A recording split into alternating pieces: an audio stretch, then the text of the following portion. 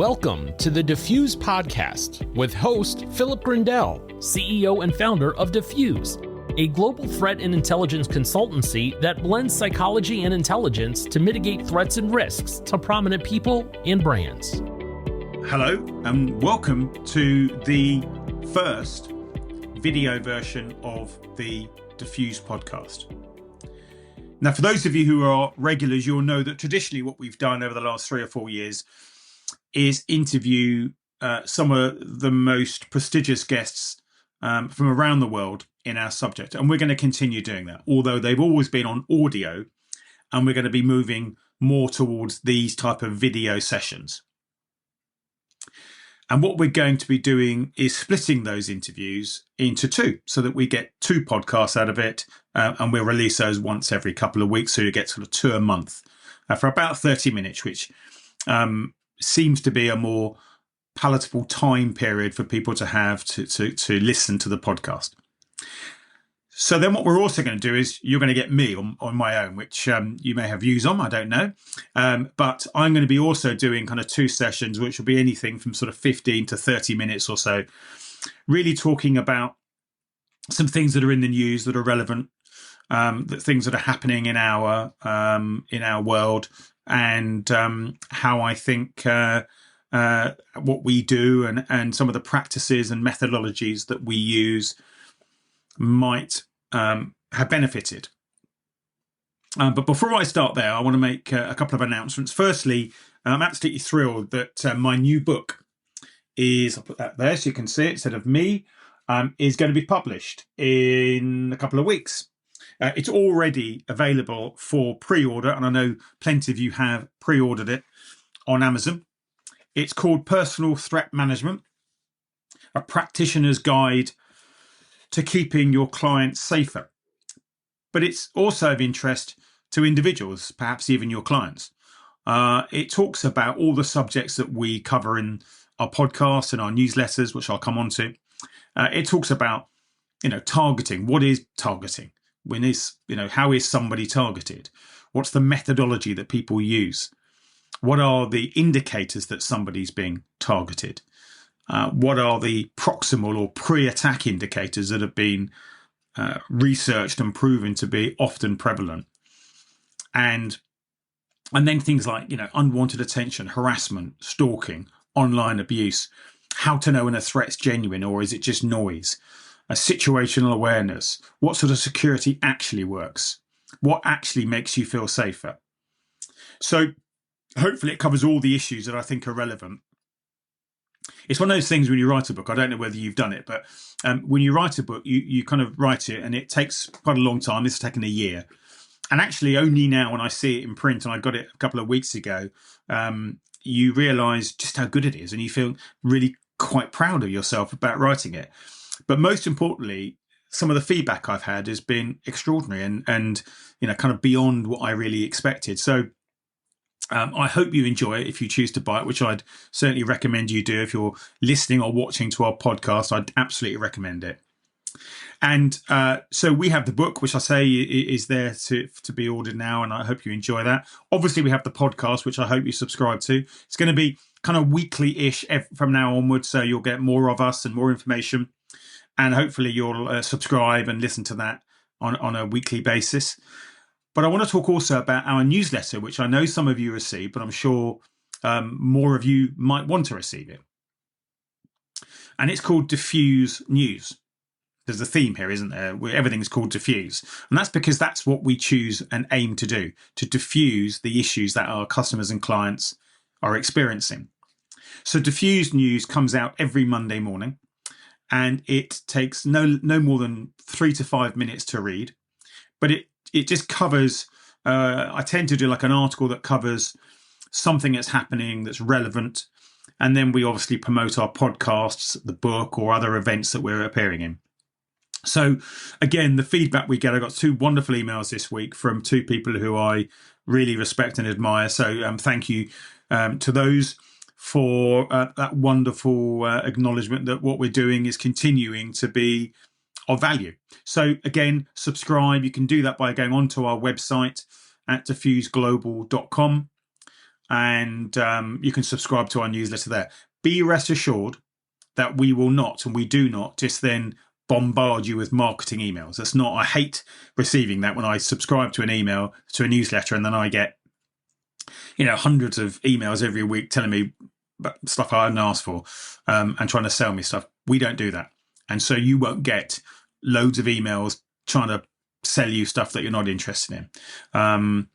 But please give us your correct details when you're subscribing. Otherwise, we won't know who you are, and sometimes we're unable to actually to use those emails. So it's not data we share. We take privacy very seriously, and therefore it's something we do for our clients, and therefore we're going to do it for our listeners as well. So I'd certainly encourage you to subscribe to that. So today, I want to talk about a really sad case that's going through an inquest at the moment, in fact, in the UK. And it hits lots of different elements for me that I feel really passionate about, and some of the things that we deal with in Diffuse, and certainly some of the things we've been talking about for the last few months. And this particular case relates to a young lady called JC Beck, who was 19 when she took her own life. She was a young soldier serving in the British Army who was subjected to not just one case, but 2 cases of unwanted attention. And this comes under the title of workplace violence. Now, in the US, I'm very conscious that's a term that people recognise. It's a term that they understand. Here in the UK and across Europe, it isn't a term that's widely used.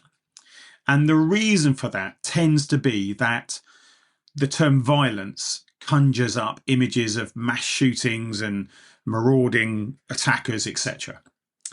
And I understand that. I get that. Often we use terms such as toxic workplaces, toxic behaviour, all sorts of other terms. We don't tend to have kind of one term in the UK, which is part of the reason why some of the research that we get is patchy. But in essence, what workplace violence means is any behaviour that is unwanted, that is criminal, that is threatening or abusive or violent. And that includes bullying and harassment, stalking, all those other types of offences which you may not consider to be violent, but come under this title of workplace violence. Now, there are 4 types of workplace violence. There is the first type is crime, so people who are committing crime in the workplace externally. So that's robbery and burglary and other offences like that. That's one type. So those are people who come into the workplace to commit crime. Let's park that one for the moment. The second one, and it's the one we're going to be talking about in a moment, is employee on employee. And that is where there is a problem within the workplace between employees. And sometimes they are of the same level. Sometimes they're between an employee and a supervisor. And sometimes they can be one individual who's causing problems in the workplace. I think you probably, if you're like me, you will have worked in an environment where somebody is found to be behaving in a way that is unacceptable. And when that person is identified, everybody said, oh, yeah, he was always a bit this or always a bit that. So it never comes as a great surprise. So the third type is a customer or client. And that can be everything from the person who assaults or abuses a member of staff when they're in a retail environment or a hospitality environment. So we know that in terms of physical assaults, those people who work in hospitality and in the retail environment, but also in public services. So such as we know that certainly within the UK, our hospital staff, nurses and doctors, are very often abused and threatened and sometimes violently attacked. That all comes under workplace violence. And then the last one, which a lot of people don't necessarily think about and maybe forget, is kind of domestic type scenarios. So when an employee that is working for you or in the company that your organization you're working in has an external relationship, and that might be, and it's completely unrelated to work, but it might be something like they have a relationship breakdown, they're going through a divorce or something, or it might be there are childcare issues or something similar, and that person, the should we sort of call it the adversary, may, for instance, not be living with them anymore, or not be allowed any contact with them anymore. They may be living, the victim may be living in a safe place now, etc. But the one place they know they're going to be is at work. And so they come to the workplace to cause problems. I read a statistic not long ago that something in the region of 3/4 of domestic violence victims, so that's people who are involved in a domestic violence scenario at home, get harassed by that person whilst they're at work. So you can see how much that impacts on the workplace, how much that would detract from them being able to be focusing. But there's been plenty of scenarios, even here in the UK, where the adversary has turned up in the workplace and has become violent and has, in some of the most extreme cases, killed people at work. And they may be the victim themselves, or it might be a line manager, or it might be a security professional that steps in and seeks to eject that person. So we mustn't forget that one, because it's sometimes the most dangerous one. Now, about 80% of all those cases go unreported. People don't report them. And there are 4 general reasons why that happens. So the first one is they don't actually know where to report. So the interesting thing about this is that when you go and do some reviews of organisations, as I have done, the management, they'll say, yeah, well, we've got very clear processes what happens. But the reality is that most employees have never read a policy document. They may not know where they're supposed to report. It may not be published particularly. They may have been told when they first joined, but they can't remember. So it's really important to ensure that that information is either publicly displayed or repeatedly communicated, so that all the employees know exactly where they should report their concerns. Because if they're not reporting their concerns, an organisation is like, and it's a cliche, I know, but it's like sitting on an iceberg, waiting for some awful event to happen. And we've seen over the last 12 months where various organisations, some world famous organisations, all of a sudden get a load of historical cases coming out. And the people that are working there now don't recognise that culture, but they are blamed for historical events. So it's really important to make sure that people know where to report their concerns. The second one is they're not always sure what to report. Well, what behaviours should I report? What do you consider unacceptable behaviours? Now, again, there's some obvious ones, but actually there's research material about the type of behaviours that you should report. We've got those behaviours on our website. You can download them. And you should communicate those again, or publicly display them, so that people know exactly not only where they can report, but what you want them to report. We all know, don't we? We've all been in that scenario when somebody gets reported, somebody gets exposed for bad behaviour. And we all say, oh God, yeah, him or her. They were always a bully, or they're always a bit handsy, or they're always a bit of, oh yeah, I always kept away from them. It's not a surprise, is it, when these people get found out? So we need to do everything we can to make sure people get reported. When I was working in Parliament, increased reporting by 400%. And that was the reason that we identified a terrorist attack. That's how serious it is. It doesn't always mean they're going to tell you something about workplace violence. It may be something about a security breach or something else. But if you create that environment where people can report and want to report and are encouraged to report, then they will do. Which brings me on to the 2 final pieces of the jigsaw, because the 2 final pieces are extremely important. A third reason people don't report is they just don't trust the investigation. They just don't think it's independent. They don't think it's going to be done without bias. and they don't think it's going to really solve their problem.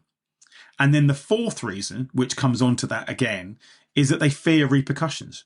They think they're going to be exposed. There's no confidentiality, or they think that the investigation will be sort of brushed under the carpet and they're going to be blamed and exposed, and actually their lives are going to be worse.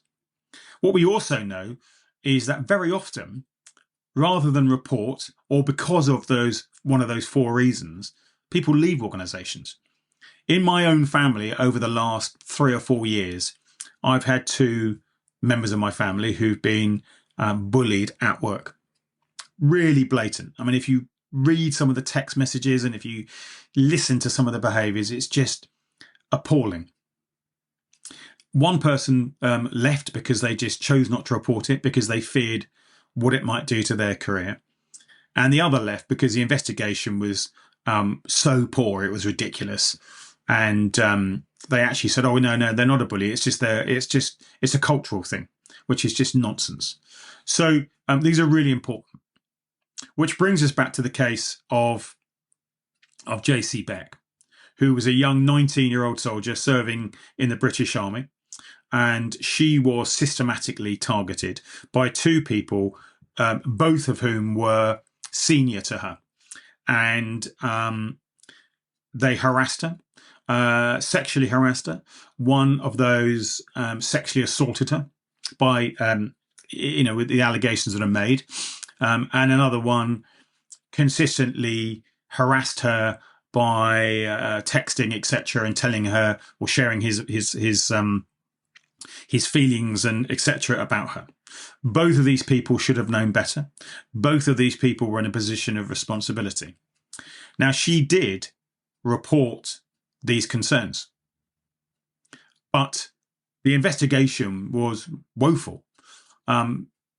Some of the news that's coming out from the inquest says that the officer who was tasked with investigating didn't really take it that seriously because he thought she was just making up stuff because she wanted to move bases.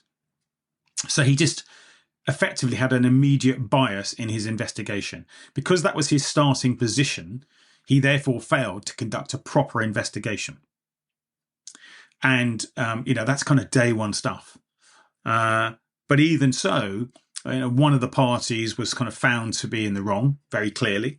I would argue they committed sexual offences if what she says was true, and I've no doubt that what she said was true. And all that happened was he wrote her a letter apologising. So again, the investigation fails because the sanctions or the result of that aren't sufficient. And, if she's being sexually assaulted, those are criminal offences. They're criminal offences in the United Kingdom. Forget about the workplace. Forget about the workplace issues. If somebody commits a criminal offence against another person at work, that is a criminal offence and should be reported to the police. And in this case, it should be reported to the military police, but it wasn't.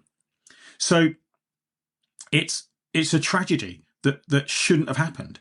Now, it throws up some issues which I think are consistent.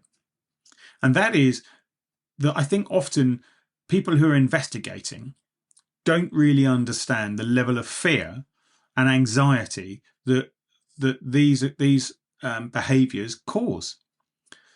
This young lady was so scared that rather than sleep in the barracks, she slept in her car, her locked car. Now, that should be a red flag to anyone who's investigating if they're doing it properly. But, think about it logically. If this was your daughter or your wife or your girlfriend or a relation or a friend, would that really be how you'd want her to be treated at work? Because she was, a young lady, joined the army, doing the right thing, serving her country. The last thing she expected was to be treated like this. She was even told that if she reported it or when she reported it, these things don't go well for women in the army. So you can imagine what her feelings were around the repercussions. Again, we highlighted that earlier, didn't we? The repercussions of reporting these types of things. So this case illustrates everything that's wrong with how sexual harassment is treated in the workplace. Now, interestingly, the law in this country changed in October last year, 2024, where it made it an offence not to take proper precautions to prevent, or reasonable precautions to prevent sexual harassment. This probably predates that, I think. But it is so clear that this needed to be dealt with better. So we've got this element of fear. Then we've got this second element, which happens a lot, which is called, which is lack of victim care. And I see this an awful lot. I see this when I'm independently representing clients who are reporting issues to the police, and the lack of victim care, the lack of real empathy and understanding what they're going through, the lack of risk assessment, and looking at, okay, how can we make you feel safer? There's a real difference between being safe and feeling safe. She clearly didn't feel safe, which is why she took her own life. I mean, you can't think of a worse scenario. And the support that she got was non-existent. Nobody, they didn't believe her. They didn't look after her. They didn't take it seriously. I mean, it's just an absolute tragedy, this case. But I have no doubt that there are cases all across the country, and probably wherever you are listening from, that are exactly the same. They may not end, and I hope they don't end in such an awful, catastrophic way. But we need to improve the way that we're dealing with sexual harassment and other forms of harassment and workplace unwanted attention or bullying or violence in the workplace. You've got to take it seriously. You've got to recognise that they've got to be properly investigated. I would argue they should be independently investigated. It shouldn't be investigated by a line manager or an officer. Very often those people are not qualified or competent to investigate. So, if you're thinking about it and you're thinking, oh, you will get the HR team to investigate. Well, are the HR team trained and qualified in recognising criminal offences, such as sexual touching, which is the name of the offence in the UK? It's not sexual assault anymore, it's sexual touching. Are they trained and qualified to do that? Do you need to get someone in that is, even if it's just to work with them, so that they can actually you can be sure that you're covering all your bases? Because reputationally, forget about everything else, reputationally, if that's all you're worried about, this is catastrophic for the British Army today. And it could be your organisation. So it's a really serious subject. I feel so sad that Jaisley took her own life. Totally unnecessarily, and I hope that she rests in peace. But preventable, totally preventable. So, ladies and gents, that's it for this week. Our second podcast from Andrew Sanderson is out next week, which is again going to be brilliant. It's all about work, it's all about privacy and reputational management. So, listen into that. I hope this has been in use and enjoyable, and I'll see you very soon. Thank you for listening to the Diffuse Podcast with host Philip Grindell, CEO and founder of Diffuse. Please rate, review, and subscribe on your favorite podcasting platforms.